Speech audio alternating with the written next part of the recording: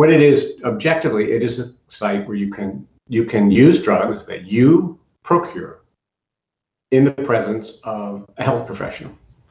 And that person can help you. Let's say, for example, if you overdose, they can revive you from the overdose. The studies are weak methodologically, so there's nothing even approaching even a simple randomized design. If you are a more neutral observer, you would say it's kind of a weak evidence base gathered by people who really believed in it. It would be nice to see a study done by someone who didn't have an opinion going in, that had a chance of coming out a different way. With these sites, you have to build a brick and mortar facility, and you have to staff it a lot, like 12, 16 hours a day, or some are open all the time. And so a question for someone running a public health department would be, if I have to, where does that money come from? So like, is it worth it do we close 30 slots at the methadone clinic to open up this service? Or do we distribute less naloxone to open up this service? And advocates tend never to look at those questions. They sort of assume budgets are infinite, but they never are infinite. Millions of people with addictions of all sorts in this country have no health insurance and get no care at all. So one of the most simple things, or simple to say at least, is all the states that haven't expanded Medicaid should be expanding Medicaid.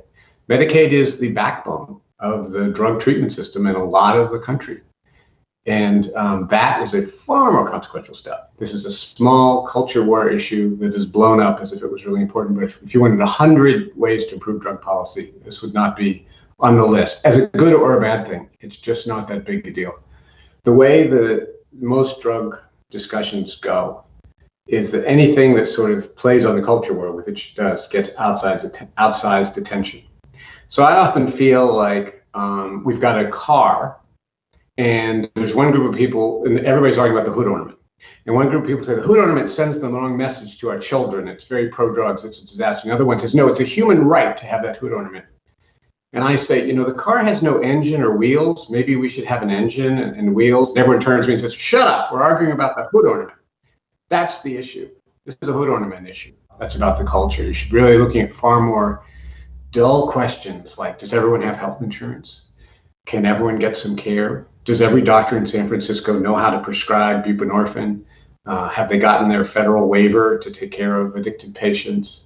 Are we getting naloxone out there to people? Are our firefighters and our police officers and our ambulance workers and our homeless shelter workers, do they all have naloxone? Do they know how to recognize an overdose? That's the engine and the wheels, and we don't do that because we're going to argue about the hood ornaments more.